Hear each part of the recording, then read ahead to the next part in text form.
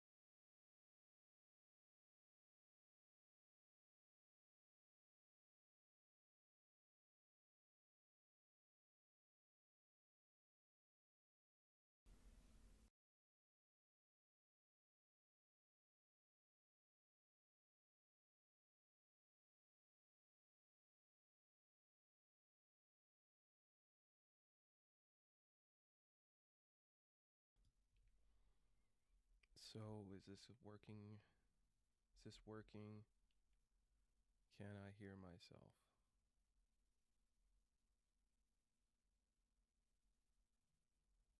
No.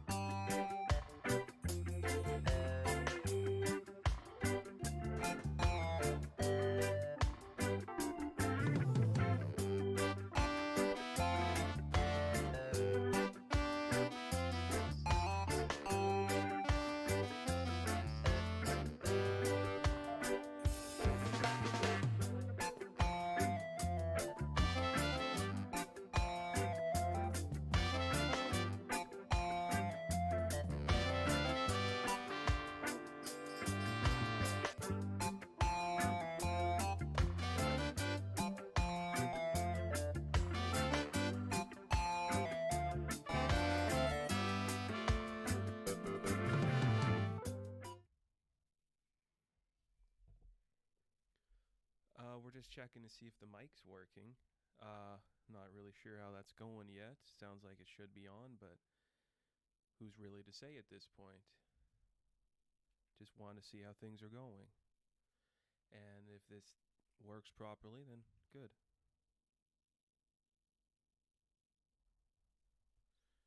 And of course not.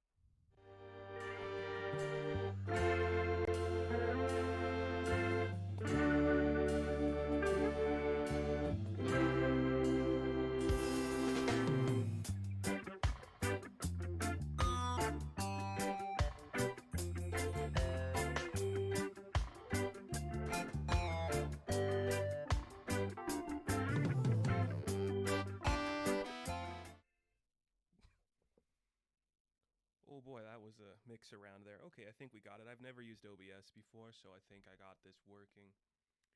Complicated, but here we go. A little bit early. That's fine. We like going early. If there's any complications, we'll find that out later.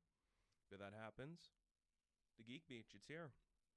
I don't really plan on doing live streams. I didn't really want to do it, but I guess it's that time of year where I figured, let's just give it a shot. I want to grow this grow this brand a little bit more. Best way to do it, doing this. So let's see how it goes. People like live streams. I never was really into it. I did a couple of them earlier on in the Geek Wave, back when I was just starting out doing this stuff and it wasn't really going anywhere. So now I'm like, okay, let's actually commit to this. Let's actually get into it and do something. And we'll see how it goes. So weekly, I think every Saturday we'll try to do it. If, of course, there's events where it has to change, we'll change them. If not, it's going to be every Saturday, where I'm just going to talk about the week that is in geekdom. That's what I do pretty much every day, but now let's try to do it with you, the audience. So there's a couple things we can talk about right off the bat. It's a big week. There's Star Wars Celebration. It was incredible to watch, incredible to see what Star Wars Celebration has become. It's exciting.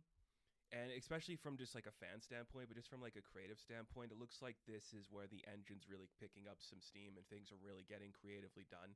It's very exciting to see that. I am very much liking what that's doing. I think Star Wars Celebration's very cool.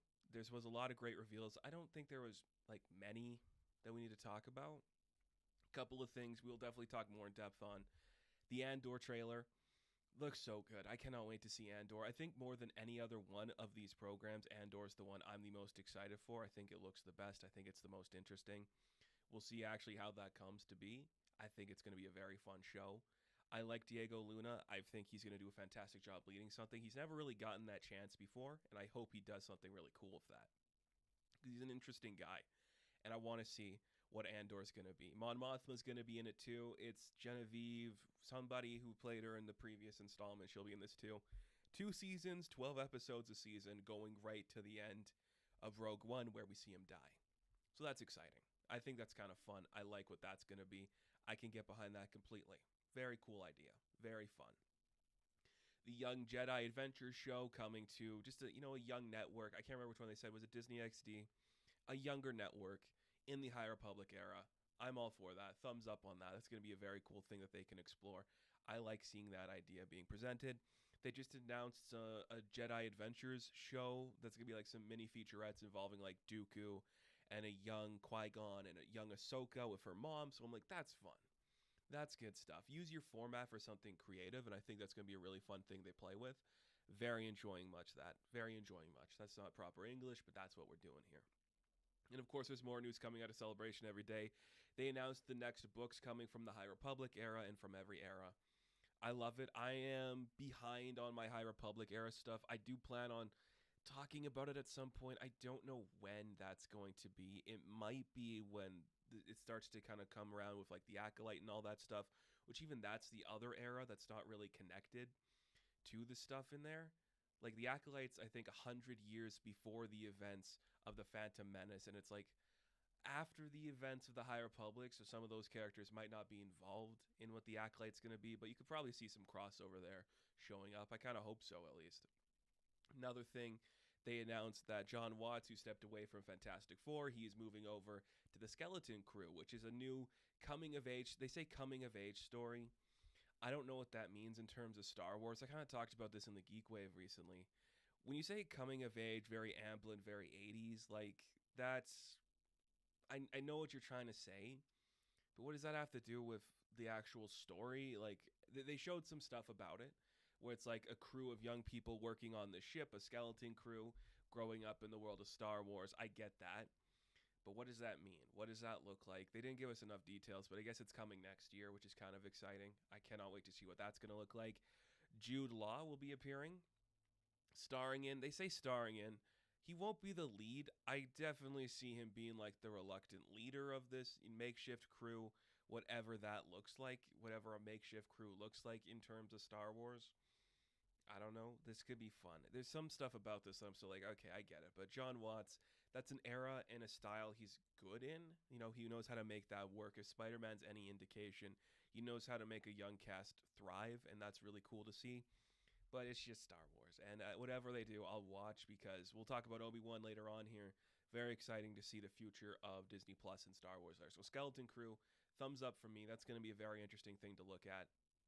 If it's good, that's left to be determined. We'll find out if it's good or not. Either way, very exciting. Can't wait to see what that's going to look like. Mandalorian Season 3 news as well. We're going back to Mandalore. We are going to see Bo-Katan vying for her throne. Well, she gets her throne. It looks like things are going to be going in a weird way for Bo-Katan. I'm surprised she hasn't got the spinoff announced yet. I think she would be getting the spinoff announced. What's up? Nice to see you join us. Okay, cool. Thanks for doing that. Throw me off my game while I'm talking about Bo-Katan. Bo-Katan. She's going to be in the next season of Mandalorian. We do see that still of her on the throne, looking very like the Mad Queen. Was it the Mad Queen in Game of Thrones? I know Daenerys was supposedly going to go down that route, but she broke the wheel. Broke the wheel. She became the wheel. Whatever. It's fine. She did her thing. And I think this is going to be great. You know, more Din and Grogu's always going to be great to see. Cannot wait to see where this show goes. Very fun.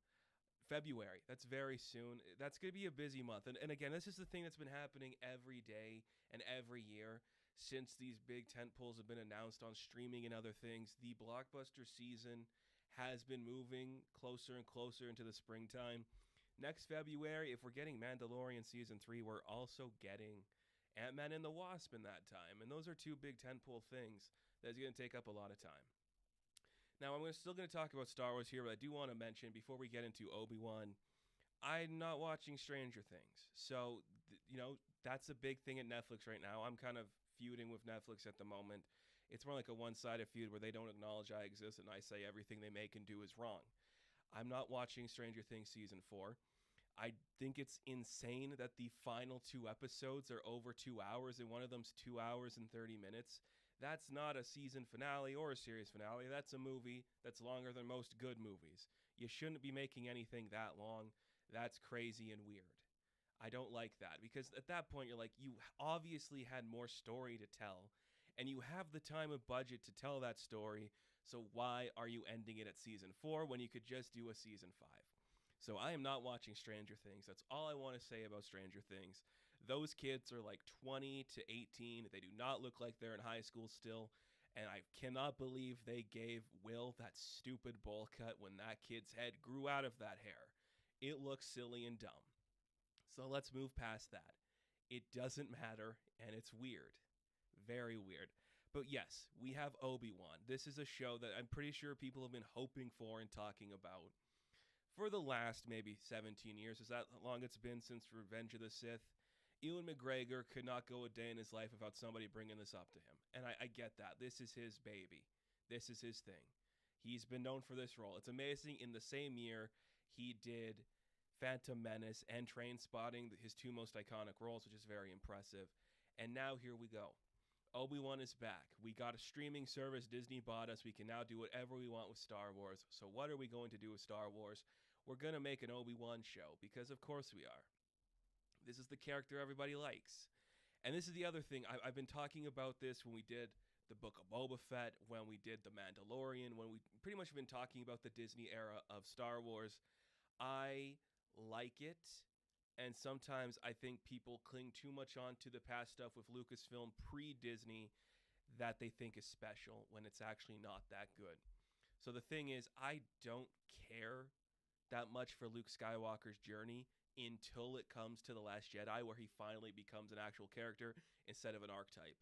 The same thing could be said for Obi-Wan. I think with that character, you clearly see the trajectory in each episode that he's a part of. In episode 4, he is the old wizard coming down to tell like the knight you have to go slay the dragon and save the princess. That's his journey there. He dies. I get it. He's Merlin. He's sending King Arthur on his way. I get that. Episodes 1 to 3, we know where he's going because we saw episode 4, so there's no tension really with there. And that's the thing I kind of like about the first episode of Obi-Wan. It opens up and it shows us the weight of how things have happened. With the recap flowing better than the actual 3-episode arc, that's very impressive. Very fun. And then we get an opening shot of Order 66. Unfortunately, this does come in a weird time in the world when we just had a big mass shooting at a school. So having an opening to your tentpole show where there is shooting of little kids is kind of tragic. Like, that's just bad timing, but I get it. You can't control those kind of things, and you want to show the weight of Order 66, so it worked fine. I do not think that was bad in any regard. It worked just fine, and it had some great tension. Clone troopers look really good when they're not CG, don't they? Very impressive to see those. And then after that sequence, we get the title card. It's all dusty and sandy because we're on Tatooine. And then I kind of just went, yeah, I got you. I see what you're doing here. And look, Obi-Wan is the show everyone's been waiting for, and that is completely and utterly fine. I get it. I have been waiting for it too. I think it's important. I think it works just fine. It is kind of cool. but it's just so obvious. Like I think we have seen it happening before, and it's just any western. It is literally just any western that you have seen where this happens. We get it. We've seen it. It's all fine and dandy. It's not surprising in the slightest. It is Shane. It is Unforgiven. It is Logan. It's any number of those things, and that's fine. It can be those things. It should be those things. Those things are good. It's allowed to do those things, but it's not original in what it's doing. I've seen it before. I know where the story's going. So it does lose some tension for me there. And that's another thing about all these properties is we already know where the ending is going to be. Why do we need to see the ending? Yeah, we get it. Do we need to see the middle ground? Can we understand it enough where we don't see the middle ground and just move forward? But whatever. So he's on Tatooine. He is watching Luke. We get that. I do like the stuff with him and Ben. I mean, him and Owen. Owen is really good. You're actually letting that character be something special, and that's impressive to see. Joel Edgerton's a great actor. When you let him actually have fun and do stuff and work, it's actually very impressive. I like seeing what he's capable of. I like seeing what he's doing. It's kind of fun to see that. And the way he's just like, stay away from this kid. If you really want to protect him, don't try to talk to him. Don't give him a weird toy that you're going to give him later anyways. And this is just a thing. I guess we could just say that Luke Skywalker's a nerd, but in A New Hope, he's 19, and he's playing with that same toy that he potentially got a decade earlier. Okay, kid, you really do want to fly a plane, don't you? Very crazy. I shouldn't say anything, because, I'm older than 19, and I play with stuff I've had for a decade, so I guess I will say that Luke Skywalker's a nerd. That is fine. I get it. And that's the thing about Obi-Wan is it's just fine. If this is what you've been clamoring for, I get that. If this is what you have been waiting for, I also get that. It's kind of just that in-between thing where you're just like, yeah, I wanted to see this. I wanted Ewan McGregor to come back because that story's not finished. But it's also like, it is finished. We know where he dies. We know who he fights in between everything. We know where it ends. But that's okay. There can still be cool stuff done in there. And I think there is. I do think there is cool stuff done in there. Like, for example, we get a really good sequence on Alderaan. And this is a thing where I'm like, why didn't you just make an Alderaan story and have Obi-Wan show up later? Because I'd watch Bail Organa going around doing stuff. Jimmy Smits is way more charismatic than Ewan McGregor. Maybe it's just because of real-world events. I think Jimmy Smits is cooler, but who's to say? Could be any number of reasons why Jimmy Smits is better, but he's just fun. Like, he's a great Bail Organa. Like, that feels like an actual character. I love the narration where him and his wife wanted to have a kid. They never were able to conceive, so they adopted Leia. And by the way, can we just take a minute to talk about that young actress playing Leia? She is phenomenal. She is brilliant. She is the best actor on the show, and that's just great.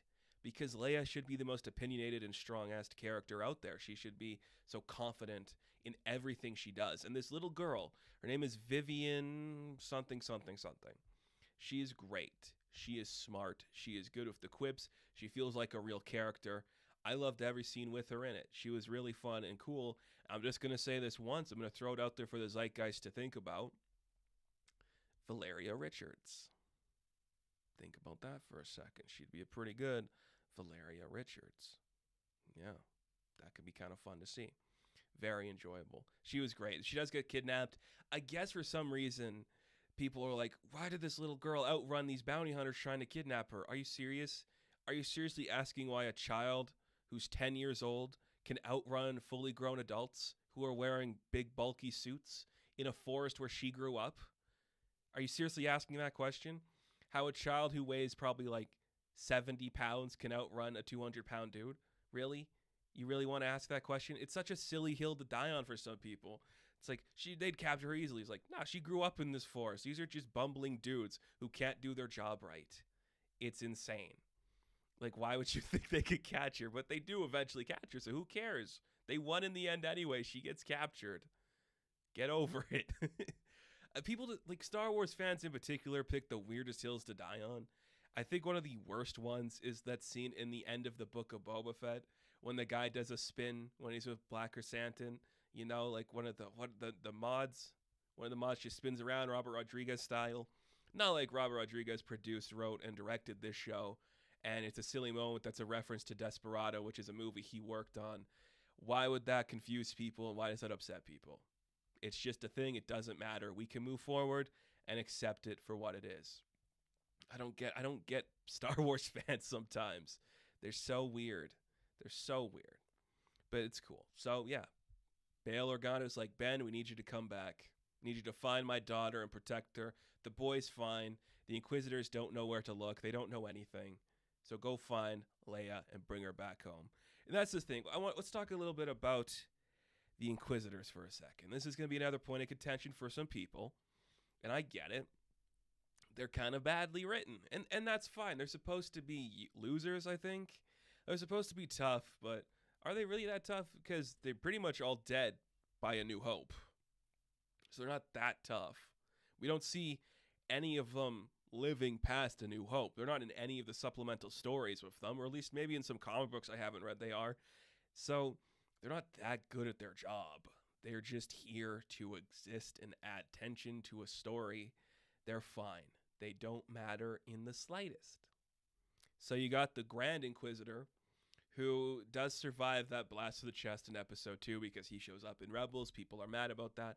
It's a story. Move past it. It's a beat to show you that Reva means business. Reva. Let's talk about Reva. This is a good one. This is a fun one for me because I can definitely feel the salt when it comes to this character on both sides of things. I feel the salt from the people watching it and from the people who aren't watching it, like the creators that made it. Because you really get the sense, that this character was made to be hated, and you really get the sense that you hate her. You really hate her. And that's just fine. There's nothing wrong with that, but it's just so tiresome. Where every scene this character shows up, you're just like, I get it. I get it. You want to find Obi-Wan. You're mad. You're clearly the child from the Order 66 scene at the beginning of the movie. I get it. You're not doing anything that special with your narrative. Like, we all know what's happening here. It's cool. It's fine. It's whatever. It doesn't matter. She's just a simple character, and that's fine, but it's just like the anger is frustrating. And I think from like a narrative standpoint, we're like, she's the bad guy. We're not supposed to like her. We can make her angry and bad. But when you make her such a terribly written character, that's when it hurts. That's when it becomes a problem. When you start seeing this character and you're like, you are really nothing. You're really nothing. You're really not special anymore. You're kind of dull, uncreative, and not doing anything fun. And that's the problem. That's the problem. You just ruined your own existence. Yeah, Reva is just, it's so easy, and you can just feel like, is this there? I know there was like recent reports coming out where the people behind the scenes of Lucasfilm were talking to a new actress like, hey, you're going to get shitted on online and people are going to talk smack about you for existing. So be weary of that. I feel like this is the actress where they told her that because like, you're going to have a really bad experience. People are going to hate you for stuff that we're making you do. So take it easy. And that, I'm just like, why make the character that then? Why make a character who's going to be hated on by everybody watching the show that you have to tell the actress to be weary of it? Why not make an actual good character? I don't know. Reva is the annoying villain that I don't think is going to last or do anything fun. That guy from Fast and Furious who plays Han, he's the other Inquisitor, the fifth brother. He's doing good. Great voice, great look. When you put makeup on these guys, it's fantastic.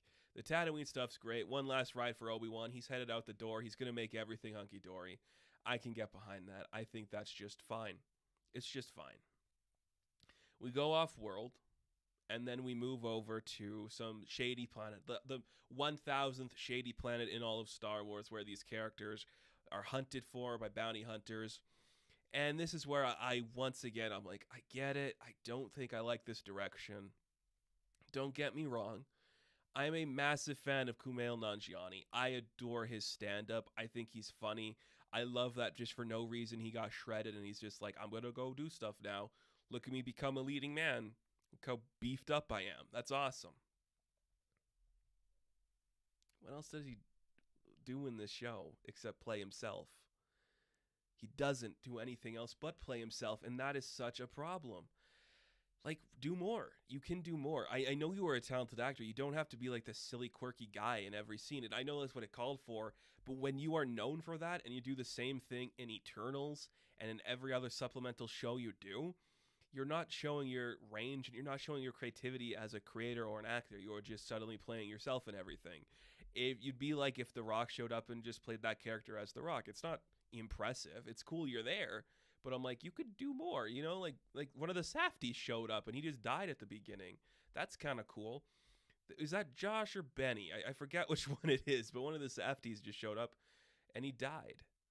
And it was good. He was a dead Jedi. It was fine. And just like Kumail doing the mind trick falsery, and I'm just like, I get it. This isn't fun. It's not special. You're just kind of chewing the scenery a little too hard for Star Wars. But then again, Star Wars is known for chewing scenery, so I can't complain too much on that regard. You're doing what you were hired to do. That's fine by me. That is fine by me. It is working. Yeah, it's fine. Whatever. I don't think it matters too much. It did what it had to. It survived itself. Whatever. He helps them in the end. So his arc is complete, I guess. He went from bad to good, Casablanca style, just like I'm going to get people safe passage and then they'll leave me alone. And for some reason, that's enough for me. Rightio, man. You did your thing. And it's Obi-Wan and Leia running through a city trying to evade people. We get a really nice, like, lizard, bad guy, bounty hunter thing with a gun. That's a cool design. I wish they didn't kill it because I want to see more of those. Not just the people-looking ones. This episode does end with the revelation that Anakin's alive. This is when Obi-Wan learns that Anakin's alive. That's a powerful moment.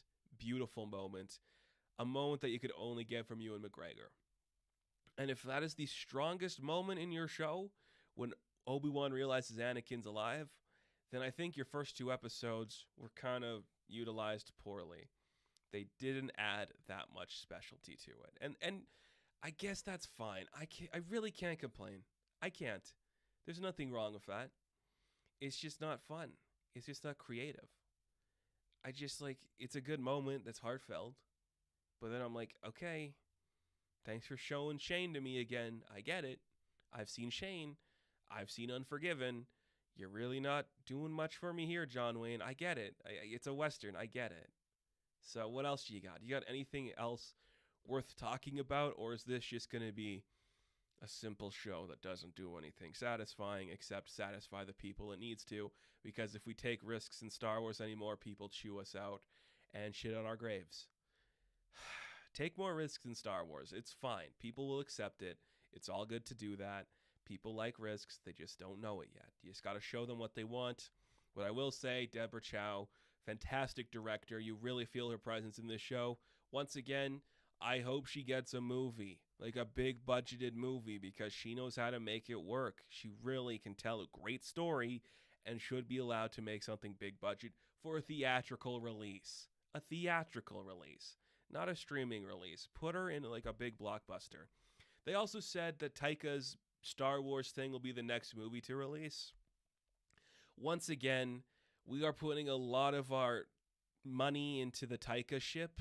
I feel like everyone's doing it now. Disney's doing it. Marvel is doing it. HBO Max is doing it. FX is doing it, but I guess that's owned by Disney, so what does it matter?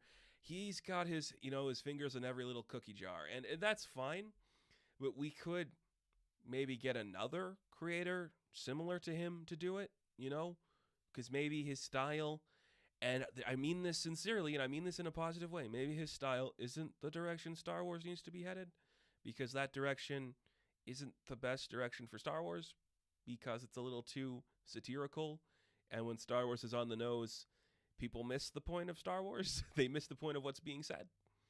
Maybe we shouldn't get Taika to do it, but whatever. I'll watch it anyways. I like Taika. He's great. Our Flag Means Death is one of the smartest and most clever shows to come out in recent time. It also has a beautiful love story that slowly builds over 10 episodes that I really enjoy to see. So that was cool. Can he do that in a show? Or I guess in Star Wars, I should say, not just in a show. He can do it in a show. Can he do it in Star Wars? I don't know. I don't know if we'd want to see that in Star Wars. Would we want to see that in Star Wars? I don't really know. Maybe? I don't know what I want. I do have some complaints about Thor Love and Thunder too. It looks like it's trying to be three movies again, and that's pretty much what all these MCU movies are become now. It's just three movies crammed into one so we can get stuff going. And I guess that's fine because now we have the streaming service. We don't have to tell our multi-million dollar stories there, but for some reason we are. Look, I understand why they put $200 million into every TV show they're putting on their streaming service, but you can't for the life of me tell me that a Moon Knight television show needed to be over $100 million for its entirety. It didn't. You could easily have done this for 50 to 75 million because it's supposed to be grimy. But whatever, that's okay.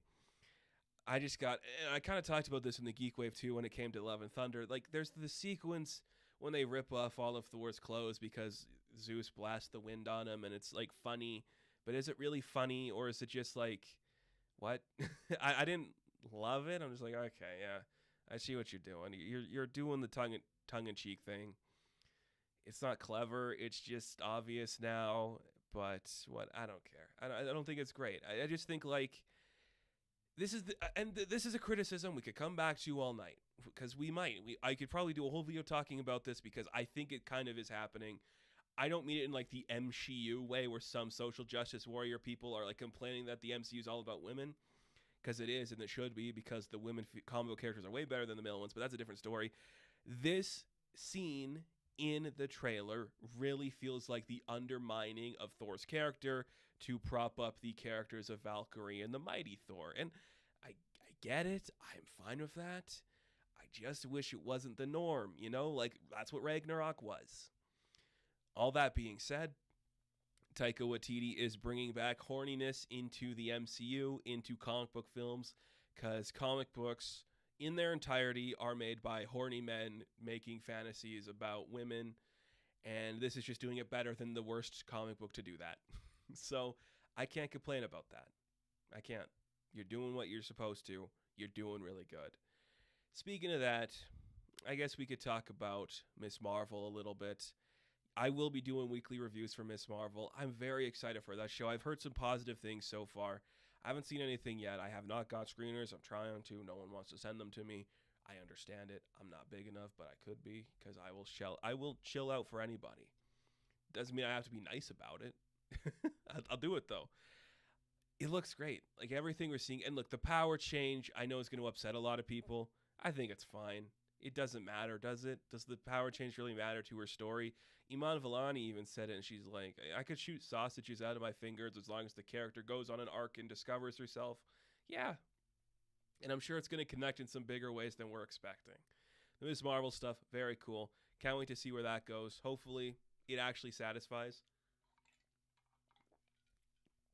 Maybe it won't. I don't really care. It's going to be fine either way. Moving from there, I guess we could talk a little about some of the movies that came out this week. First off, there was Top Gun Maverick. I just dropped my review today. Whew, that's a movie. That is a real movie. They really said, nah, we're going to make cinema happen again. It's impressive, and I got to respect the hell out of Tom Cruise for doing that. He really made something special with that movie. He really just said, no, look at me. I'm going to save cinema. You think it's going to be you? It's going to be me. I'm going to save cinema. And he did. Because, I mean, since the pandemic, there has been movies I've liked in theaters, but they've never really felt like real movies, if that makes sense. They didn't feel like those classic blockbusters. And if they were just the IP franchise blockbusters. They weren't really films being made. If I had to make a list of like the big films that I've seen in theaters since the pandemic, West Side Story, that one blew my mind away. In the Heights, I'd say, is up there too. I would say Top Gun's up there. I don't know what else. The Batman, I guess.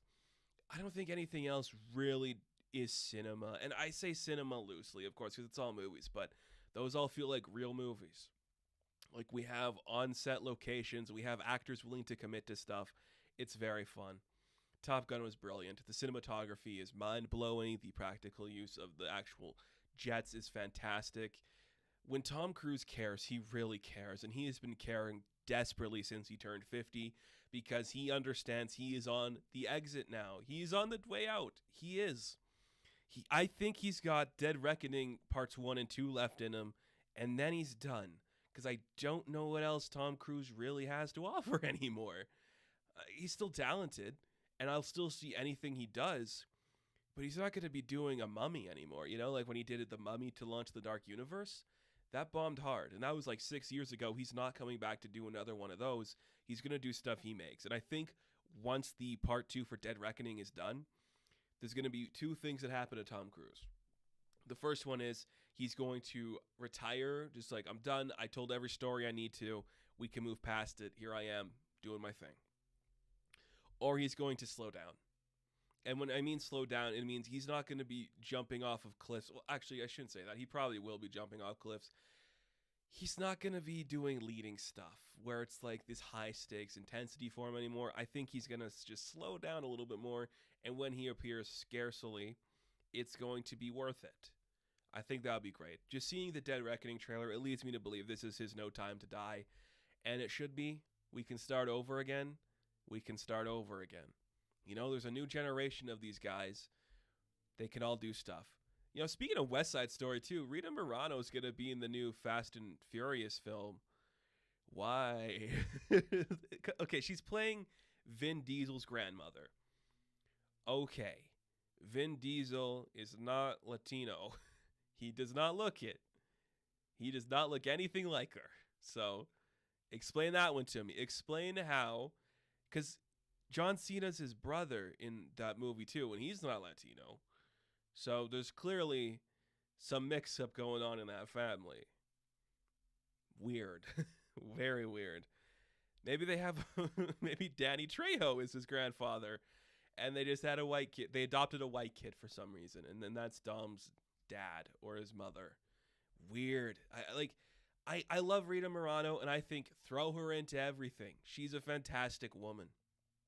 Great talent. Should do more. One of the earliest guest stars on The Muppet Show. Why do you think she would look anything like someone who is connected to Dom Toretto? I don't know. They have no similarities in look. You cannot tan Vin Diesel enough to look like her. And that's not a detriment to anybody involved. I'm just saying you cannot buy that relationship or that connection. It doesn't look like it would work. Whatever. So that's great. Alan Ritchson's also going to be in there. He's Reacher. Tom Cruise was Reacher. Everybody's been Reacher before. Or Jack Ryan. Krasinski's doing another Jack Ryan, and then he's done. Let's move away from there. I did have a couple of comic books this week that I enjoyed reading. Moon Knight number 11 came out. This is kind of like the penultimate issue to the big whatever event that Jed MacKay has been doing with that character. This is a great issue because we finally learn what Zodiac has been about. I love it. Like, this is it. This is why I think Jed MacKay got the pitch, because out of any character we're giving a show to, of course Moon Knight's going to be one of the ones that blows up because he's such a fascinating character. And when Jed MacKay, I'm sure, pitched this book, he's like, I'm going to make a character that already exists in the Marvel Universe into the biggest shit poster to Moon Knight. And look, I follow Moon Knight Corps on all their stuff, on all their social medias, on their Twitter, on their Facebook. I love Moon Knight Corps. You really feel the influence that this shit posting page has had on the character, because Jeremy Slater's like, we tried to do the Dracula meme. I feel like Jed is really picking stuff for Zodiac from those people, because it's just like, you used to be cool, Moon Knight. You used to be like a dark guy who cut off people's faces. And now look at you. You're a loser. You're just some guy living in a weird house with your tiger friend and like this vampire lady. You're not even asking for her money, man. So what is this? What are we doing here, man? This is silly. It's a great issue. And it feels like it's leading up to the Mark Spector and Zodiac fight, which is kind of what I've been wanting to see from these guys for a while. It's just that big spectacle, something great coming from it. I hope it pays off. I hope it's very cool. Great issue. Just a fantastic issue. I also had Department of Truth issue 18, which is a great book. If you're not reading Department of Truth, it's one of those ones I think a lot of people are going just to glance over and be like, this is too much. Martin Simmons' artwork is a little too much for me. The artwork is fantastic. Martin Simmons is a godsend when it comes to the artwork in this book. It is so amazing. And this issue kind of confirmed a lot of stuff we've been thinking about this book, or I have been thinking about this book at least, and that is the deconstruction of the American dream. This has been the theme Tynan has been playing with for the entire run. the deconstruction of the American dream. Is it real? Does it matter? Can we still live in that society? I still think, in terms of this book and in the real world, the idea of the white picket fence American dream died with JFK. We can never come back from that. We're not going to try to come back from that. That's where it lived. That's where it died. We could try to move on, but we're not going to. We can't escape that. It's going to be there forever. I get it. And that's fine. That's fine. This book kind of just said, like, it's gone, or you're going to keep pushing it away because we killed one of the ultimate superpowers, which was the Soviet Union. And that's what the book's also doing, too. It's pushing away the idea of the Soviet Union. It's destroyed. The Cold War has ended. Russia's gone. Boo-hoo. Okay. Kind of fun in that regard, too. I get it. That was fun. I had a couple other books. A big one I did want to talk about, because I genuinely, I don't get enough of a platform to talk about this character. I want to find a way to fully, like, bring up my love of Elvira, Mistress of the Dark. I don't really know the right place to do that. I have talked a little bit about it on other social media platforms. I loved her autobiography. That's not what we're here to talk about, though. If you read Cassandra Peterson's autobiography, it's fantastic when she talks about getting this role and how it changed her life and how it helped her figure out who she is. A great read.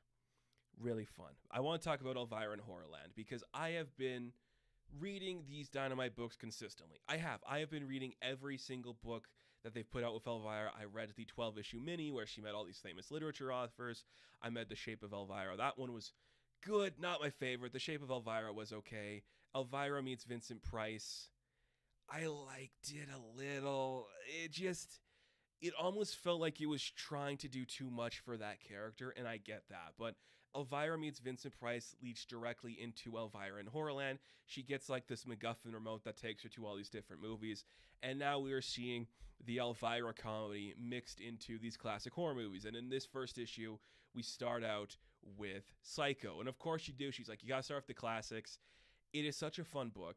It is so creative in what it's doing. The way she's like, yeah, okay, I get it. You got a weird thing going on with your mother. I get it. This is the part where we see you and Drake. I get it. It's fine. RuPaul would hate this. I get it.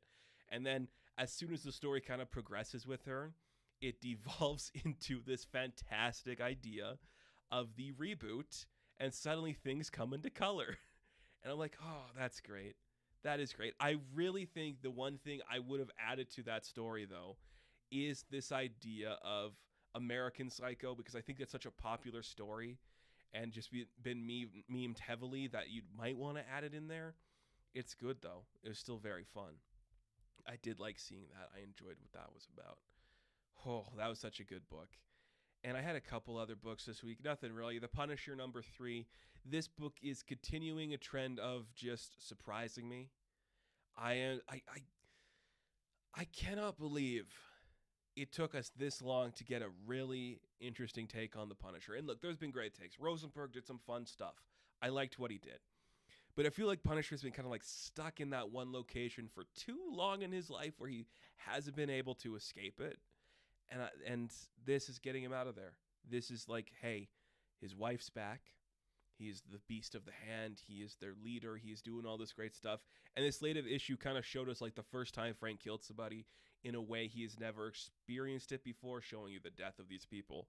Very cool. That was a satisfying story. And I just like, this is brilliant. This is actually doing something fantastic with the Punisher that has not been done before. And that is the part that surprises me, that nobody's really done this with the Punisher before. I can't believe that. I honestly just can't believe that that's never happened. It's cool. It's fantastic, actually.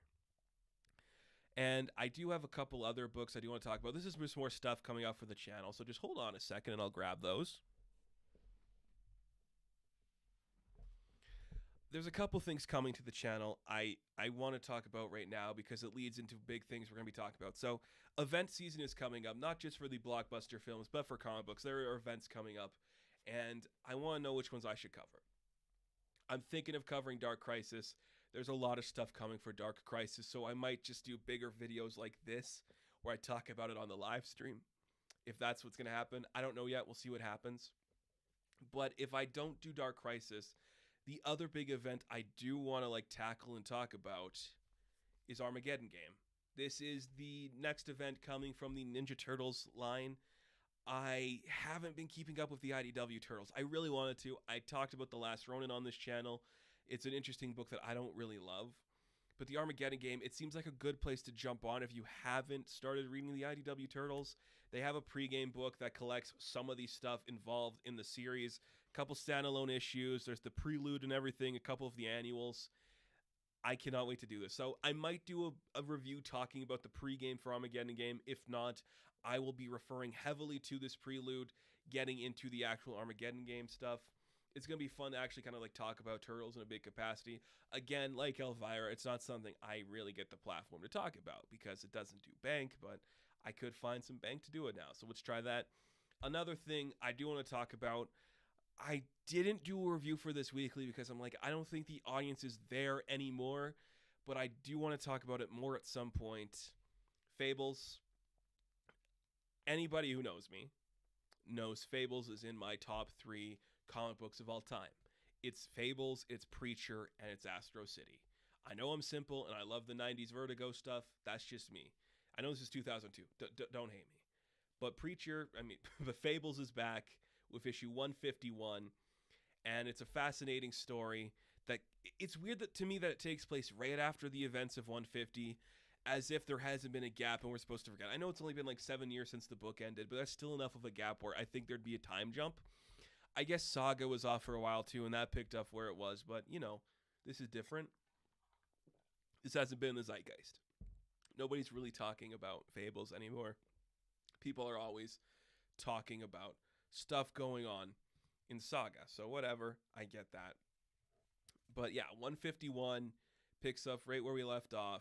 It is interesting. I like some of it. I like the idea we're taking some of these characters. There's other spots where I'm like, this is kind of boring. We see where Snow and Big B are going to build their home. That's kind of exciting. We see Cole trying to deal with the Mundies, which I'm like, that's fun. And then Jack of the Green is trying to reboot herself. She's a different Fable. Her name is Sadie, I think. Sadie, something like that. And she's like, I'm just going to take over the role of Jack of the Green because the actual Jack of the Green isn't doing shit for anybody. So I'm just going to do it and move on. So at some point, I am going to be talking about this new run on Fables. I don't know when that's going to be. Coming in the next, maybe 4 weeks, maybe 3 weeks. Coming up very soon on the Geek Wave, the other version of this where it's not live. I will be talking about a retrospective for Fables because I want to talk about the first 150. Not Pokemon, Fables. So yeah, you'll expect Fables and Ninja Turtle stuff coming soon to this channel. Also coming soon, since I'm not doing weekly reviews for Obi-Wan, I'm going to talk more extensively about the episodes here, but also starting next week when we do this live stream again, because I'll be back next week to talk about it, I will be looking at another TV show that's very big and near to my heart, and that is The Boys. So we'll be doing a segment at the beginning of every week until these shows are done called Obi-Wan Kenobi Boys, where we talk about Obi-Wan and the boys. So if you are interested in both those shows, you can watch me talk about them here on this live stream. That's where they will be. And we'll talk about everything else happening in the week. This was a good one because we had Celebration. There'll be other news segments we could talk about. If we get more fan engagement, then I'll be talking to the fans about everything we could be doing here. I cannot wait to see what people think. Just fun stuff. It's just going to be, we're going to relax at the Geek Beach, have some fun, drink some drinks, enjoy ourselves. And if I ever get anything, if I buy anything new throughout the week, I will bring it up here and we'll talk about it too, like collectibles, because I do have a lot of action figures. I did buy some recently. I'm going to show them to you now. These are from the Super 7 line. You can't see it, but other way on the shelf over here, I have some of the reaction figures from Funko. I have the entire Universal Monster set except for one that I could never find, but I did find it in the Super 7. I think they're still Reaction, right? They're still called Reaction over at Super 7. I did find the reissue of it's not going to focus, but you see it, the Universal Monsters Creature from the Black Lagoon. So I got the reaction for this guy. Very cool. Big fan of this. I think the creature is one of my favorite designs from that. It's him and the Bride. I love the Bride of Frankenstein design, so I got them. Also, I got the Metaluna Mutant from This Island Earth, the glow-in-the-dark version. I could probably talk extensively about the reaction line. Can you remember like back in the day when Kenner first came out and these things were so cheap in this scale, and now you go to any like retail store to find these, and something this size retails for like $17 to $20, and you look at the Marvel Legends I have over here, and they're retailing for $30 to $35. Just the difference between these and that is insane. And not even just in terms of quality, just in like the pricing, like what you're getting for your price is like insane to me. But they're cool. So reactions, I got these. They're fun. I like it. Great stuff. There was a Bob's Burgers movie that came out this week. I unfortunately did not have the time to see it. I don't know what else I'd really talk about for Bob's Burgers. I have like a love-hate relationship with the show. I hate that I love it, and I love that I hate it sometimes. It's just a simple show that doesn't add anything or take away from my viewing. It just never impacted me the way other adult animation has. Like, I can tell you favorite episodes from Family Guy or The Simpsons or Futurama. I couldn't tell you favorite moments from Bob's Burgers, but it is the trajectory of every adult animated show where you have to make a movie. So if I see it sometime this week, I'll talk about it next week. But the Bob's Burgers movie, cool. You'll make some fans happy. But then again, would a fan really go see this when they can just watch it on their television? That's another thing. I don't care. As long as it exists, that's fine by me. I'm always in support of things existing. You do you, man. Great. If you have an idea for it, go crazy, go stupid. Make your thing. Obi-Wan. It was good. It was fine. Everything is just fine. And I think as we go further and further along in the Geek Beach, we will get more stuff going on this show. But this is just a supplemental. It is the first issue of what could be an ongoing narrative. We'll see what happens. I am very happy with the way things are currently going right now. There's still a few more things I have to figure out with OBS. First off, how to get certain things appearing on this. You could see at the beginning, it took me a minute to figure out the box and the talking stuff, but we got there eventually. It worked just fine. Cool. Breath of fresh air. The Geek Beach. Grab a drink, sit back, relax. If you watch this in the repeat, thank you so much for doing so. And I'll see you next week when we talk more extensively about the world of geek culture, when we sit back, relax, jump into our hammock, and enjoy ourselves at the Geek Beach. Thank you guys for joining us today. I appreciate it. I love you. As a friend, don't get any ideas. Thank you all for enjoying this. I will catch you later. Have fun. Stay safe. Good luck.